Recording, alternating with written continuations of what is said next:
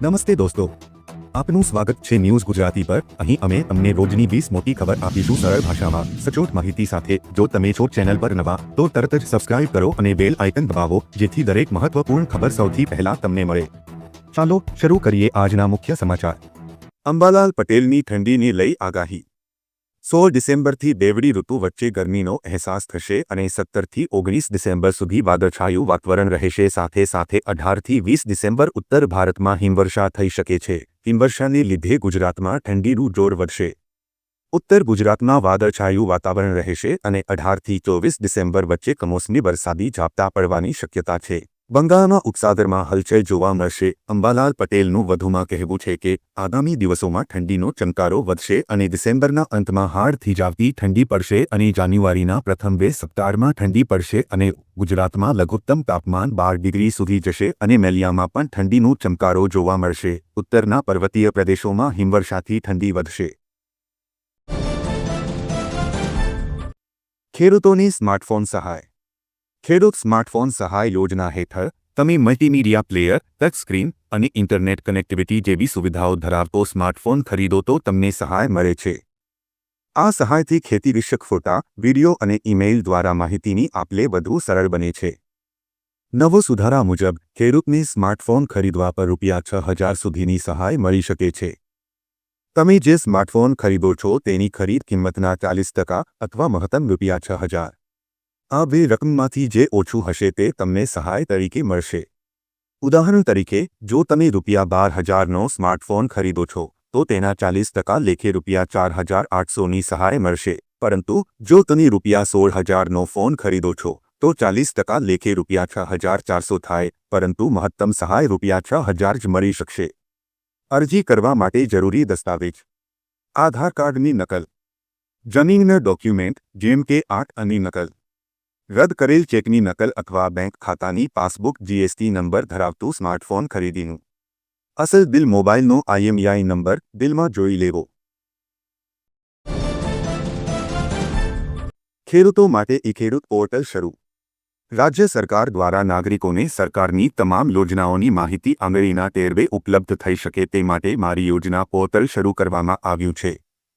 આ પોર્ટલ પર રાજ્ય સરકારની તમામ યોજનાઓની માહિતી, અરજી કરવાની લિંક અને જરૂરી લાયકાતો સહિતની ઝીણવટભરી વિગતો સરળતાથી મળી જાય છે। મારી યોજના પોર્ટલ પર સ્માર્ટફોન ખરીદી માટે સહાય યોજનાની માહિતી આપવામાં આવી છે। કૃષિ ક્ષેત્રે દિનપ્રતિદિન ડિજિટલ સેવાઓનો વ્યાપ વધી રહ્યો છે। કૃષિ ક્ષેત્રે ડગલેને પગલે ખેડૂતો આઈટી ટેકનોલોજીના ઉપયોગ થકી અદ્યતન તકનીકો અપનાવીને પોતાની આવકમાં વધારો મેળવતા થયા છે। ગુજરાત સરકારના કૃષિ, ખેડૂત કલ્યાણ અને સહકાર વિભાગ હેઠળ સ્માર્ટફોન ખરીદી માટે સહાય યોજના અમલી છે। ગરીબો માટે આશીર્વાદરૂપ છે આ યોજના। ગુજરાત સરકાર દ્વારા આર્થિક રીતે નબળા વર્ગની દીકરીઓના લગ્ન પ્રસંગે મદદરૂપ થવા માટે કુંવરબાઈનું મામેરું યોજના ચલાવવામાં આવે છે। આ યોજના હેઠળ સામાજિક ન્યાય અને અધિકારિતા વિભાગ દ્વારા લાયક લાભાર્થી કન્યાને ₹12000ની આર્થિક સહાય મળે છે। આ માટે અરજદારે ઈ-સમાજ કલ્યાણ પોર્ટલ પર ઓનલાઈન અરજી કરવાની હોય છે। આ યોજના અનુસૂચિત જાતિ, જનજાતિ અને અન્ય પછાત વર્ગના પરિવારો માટે આશીર્વાદરૂપ સાબિત થઈ। પશુપાલકો દૂધ ઘર સહાય। ગુજરાતમાં પશુપાલકોના વિકાસ માટે સરકાર નવી પહેલ કરી રહી છે। ખાસ કરીને દૂધ ઉત્પાદક સહકારી મંડળીઓ માટે ગુજરાત ડેરી ઇન્ફ્રાસ્ટ્રક્ચર સ્કીમ અંતર્ગત દૂધ ઘર કે ગોડાઉન બાંધકામ માટે રાજ્ય સરકારે સહાયના દરવાજા ખોલ્યા છે। રાજ્ય સરકાર દ્વારા અમલમાં મુકાયેલી આ યોજનાના અંતર્ગત દૂધ મંડળી પાસે જમીન હોય અને તેઓ પહેલા કોઈ સહાય પામી ન હોય તો તેઓને એકમ ખર્ચના 50% કે મહત્તમ ₹5 લાખ સુધી સહાય મળશે। પ્રાકૃતિક ખેતી કરવા મળશે 20000ની સહાય। દેશમાં અનેક ખેડૂતો આજે જમીનની ક્ષમતા ઘટતી જતી હોવાના ગંભીર પ્રશ્નનો સામનો કરી રહ્યા છે। રાસાયણિક ખાતરનો અતિરિક્ત ઉપયોગ જમીનને નિષ્ક્રિય બનાવે છે અને લાંબા ગાળે ઉપજમાં મોટો ઘટાડો કરે છે। આવા સમયમાં ખેડૂતોમાં જીવામૃત જેવા કુદરતી ઉપાયો પ્રત્યે રસ વધી રહ્યો છે। ગાયના છાણ અને ગૌમૂત્રથી તૈયાર થતું આ દ્રાવણ જમીનને પુનઃજીવંત બનાવે છે અને પાકની સ્વાભાવિક વૃદ્ધિ માટે પ્રોત્સાહન આપે છે। જીવામૃતને જમીન માટે એક પ્રાકૃતિક ટોનિક માનવામાં આવે છે। તેમાં રહેલા સૂક્ષ્મજીવો પાક માટે જરૂરી પોષક તત્વોને સરળતાથી મૂળ સુધી પહોંચાડે છે. તેને નિયમિત ઉપયોગથી જમીનમાં કાર્બનનું પ્રમાણ વધે છે અને માટી લાંબા સમય સુધી ફળદ્રુપ રહે છે. સૌથી મોટો ફાયદો એ છે કે જીવામૃત તૈયાર કરવાનો ખર્ચ ખૂબ ઓછો હોવાથી નાના અને ભૂમિહીન ખેડૂતો માટે તે આશીર્વાદ સાબિત થાય છે. રેશન કાર્ડમાં મળશે 7 વસ્તુ ફ્રી. જે સરકાર દ્વારા ઓક્ટોબર 2025 માટે રાશનની દુકાનોને અપાતા જથ્થાની પરમિટ જાહેર કરવામાં આવી છે. જેનો ઓક્ટોબર 2025 માટે ખાંડની 100% ફાળવણી કરવામાં આવી છે. મીઠાની 100% ફાળવણી થઈ છે, જેમાં દુકાનદારો 50%થી 100% સુધી પોતાની જરૂરિયાત મુજબ ચલણ ભરી શકશે. તુવેર દાળની માત્ર 50% ફાળવણી કરવામાં આવી છે. ચણાની 100% ફાળવણી કરવામાં આવી છે.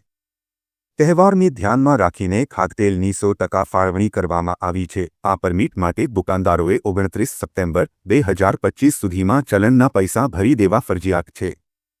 જો કે દુકાનદારોના મહેનતાણા અંગે કોઈ તારીખ નક્કી કરવામાં આવી નથી. આ વખતે one nation one ration card યોજના હેઠળ નિયમિત અને પોર્ટેબિલિટી પરમિટનું ચલણ એકસાથે જ જનરેટ અને ભરવાનું રહેશે. આ પરમિટ 23 થી 29 સપ્ટેમ્બર 2025 દરમિયાન જ જનરેટ કરી શકાશે અને તેના નાણાં પણ આ સમયમર્યાદામાં જ ભરવાના રહેશે. જોબ કાર્ડ ધારકોની મળશે મફત સાયકલ. જો તમારી પાસે જોબ કાર્ડ છે અને તમે મનરેગાના કામમાં રોકાયેલા છો, તો તમારા માટે રોમાંચક સમાચાર છે. ભારત સરકારે લોન્ચ કર્યું છે મનરેગા ફ્રી સાયકલ યોજના 2024 જોબ કાર્ડ ધારકો માટે.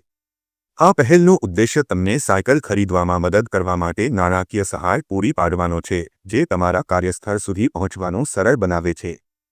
આ મનરેગા ફ્રી સાયકલ યોજના 2024 કેન્દ્ર સરકાર દ્વારા નવી દાખલ કરવામાં આવેલ યોજના છે.